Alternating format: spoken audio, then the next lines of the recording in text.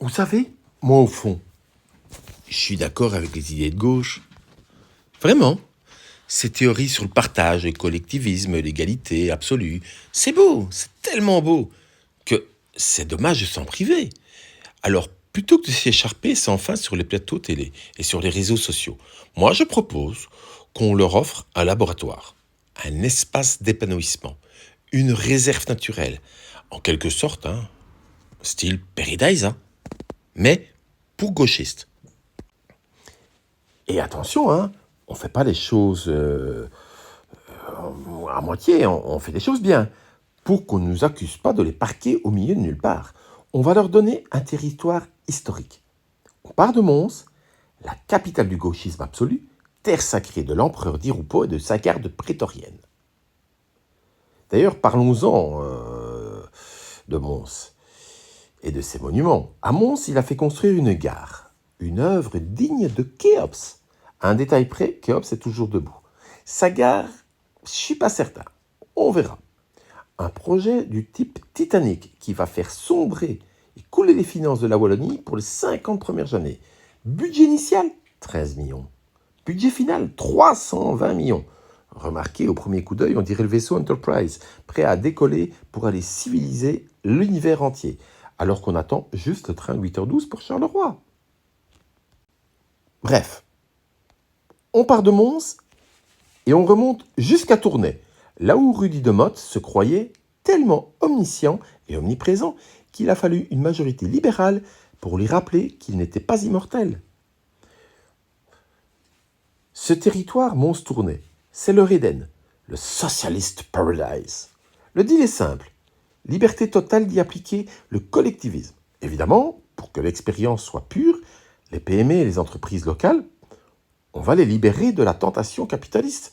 Elles pourront déménager vers des cieux plus cléments, la Flandre, le Brabant ou de l'autre côté de la frontière. Ceux qui resteront seront nationalisés et appartiendront au peuple, aux citoyens.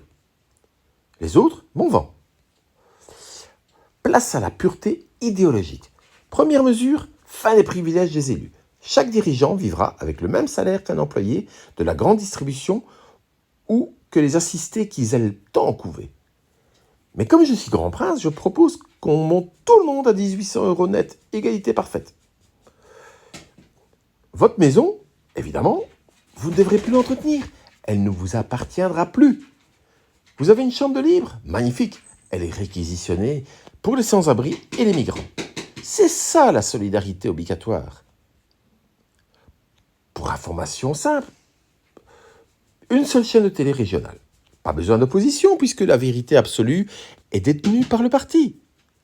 Et pour la grille des programmes, soit du sport, du pain et des jeux.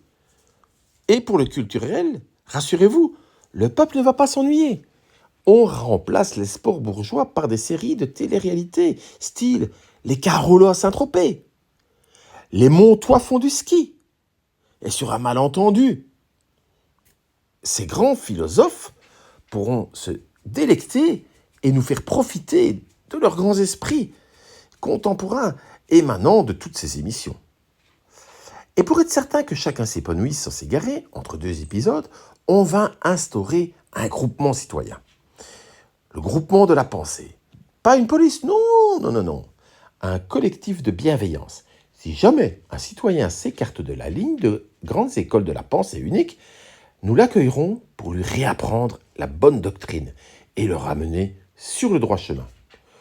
Le chemin qui vire à gauche, évidemment.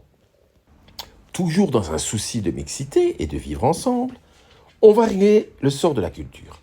Le culte catholique étant, par définition, rétrograde, patriarcal et d'extrême droite surtout, on réaffecte immédiatement toutes les églises pour en faire des lieux d'accueil pour les nouveaux citoyens. Et à la place de ces vieilles horloges et de ce clocher qui font du bruit toutes les heures et qui réveillent les voisins, on installe des bons gros diffuseurs pour l'appel à la prière. C'est beaucoup plus inclusif. Dans le même ordre d'idées, on supprime les bibliothèques publiques. Quel gaspillage en chauffage et en stockage. Et en personnel, ça ne sert à rien tout compte fait. Les quelques livres numériques bien choisis et mis sur Internet suffisent largement au bien-être de la population. Une version du Coran alternatif, le Capital de Karl Marx, le petit livre rouge de Mao, le petit livre vert de Kadhafi et le manifeste du Parti communiste. Voilà, c'est suffisant. Le reste, c'est de la littérature bourgeoise et inutile. Au niveau budget et sécurité, on pousse la logique à fond. Fini le gaspillage, on supprime l'armée. On laisse volontiers chez eux les libéraux. La police, elle est réduite à une simple police de proximité, totalement désarmée. De toute façon, comme il n'y a plus de voitures pour les excès de vitesse, puisque, comme c'est de la propriété individuelle, et très capitaliste, donc tout ça, ça disparaît. Tout le monde circulera librement à pied, à vélo ou en trottinette électrique sur le grand ring. Et puis, s'il y a des légères divergences d'opinion entre les citoyens, notre police sans armes organisera de sympathiques réunions citoyennes pour apaiser les conflits par le dialogue. Mieux encore, plus besoin de grève ni de manifestation. Puisque la pensée sociale est pleinement consentie et appliquée, l'ordre est parfait. Et le programme social, retraite pour tout le monde à 60 ans, avec la même pension de 1800 € pour tous, quel que soit le nombre d'années de travail. Les études, elles sont bien sûr gratuites. Plus de Minerval, ça sert à rien. Et pour faire plaisir aux enseignants, on réduit le temps de travail à 15 heures par semaine. Quant aux étudiants, s'ils ont envie d'aller à l'école, puisque ce sera l'école libre, le pacte d'excellence, eh bien, dès 18 ans, la colocation universelle directe. Et s'ils logent encore au domicile des parents, on maintient les allocations familiales jusqu'au moment où ils décident de s'envoler et on ajoute par-dessus une solide allocation d'études. C'est open bar, on grâce gratuit. De toute façon, c'est l'État qui régale. Et pour protéger le havre de paix des vilains capitalistes extérieurs, on construit une grande clôture autour, un dôme écologique. Alors, je vous entends déjà, oui, mais et le MR? Et les autres? Ah, mais attendez, eux, ils n'ont jamais prôné cette doctrine-là. Ceux qui votent pour eux n'ont jamais demandé ça. On va les laisser chez eux, entre eux, dans leur région capitaliste libérale, adopter leur théorie de liberté. Oh, les vilains! Attention, je ne dis pas qu'il ne faudra pas que, de leur côté, ils ne payent pas d'impôts. Loin de l'idée. Il faut un socle social minimum, un pilier de pension solide, un financement structurel réfléchi, sans gaspillage, pour les fonctions régaliennes, l'état des routes, la justice, l'enseignement, et bien sûr une sécurité sociale forte pour intervenir face aux accidentés de la vie, un chômage limité dans le temps, pour motiver les gens à retravailler, avoir un différentiel important entre le travail et l'oisiveté. Et pour les personnes atteintes de pathologies lourdes, qui ne pourront jamais travailler. Mais c'est là que la sécurité sociale fait son œuvre. Il faut leur venir en aide, plutôt 2 fois qu'une d'ailleurs, les aider à s'épanouir. Mais ça, c'est pas une doctrine, c'est juste du bon sens. C'est ça le libéralisme. Mais à côté de ça, on fait de la cohérence économique. Diminuons les charges sur le travail, versons le salaire plein et laissons librement la concurrence. Les assurances privées pour gérer le reste. Pareil pour la culture. Elle doit exister, mais elle doit s'autofinancer. Pas imposer une ligne wokiste, par exemple, ou inclusive. Non, ceux qui n'ont pas cet attrait pour la culture, ils n'ont pas à la supporter. Moi, par exemple, le foot, la Formule 1 ou le tennis à la télé, ça ne m'intéresse pas du tout.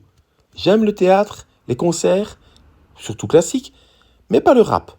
Si je vais au théâtre, je paye mon billet et le spectacle doit être rentable par lui-même. Pas sous perfusion publique. C'est un non-sens total. Pourquoi mes impôts financent un stade de foot? Tout comme je trouverais normal qu'un fan de foot finance mon opéra.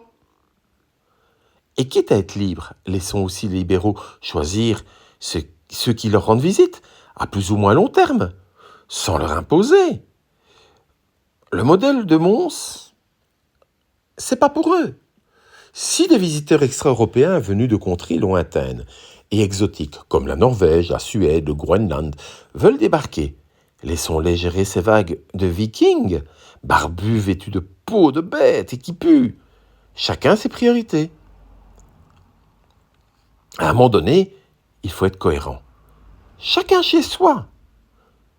Le social d'un côté, les vilains capitalistes libéraux de l'autre. Et on sera tous beaucoup plus épanouis. En tout cas, moi, mon choix, il est fait. Je reste ici. Et je vais sûrement pas aller à Mons.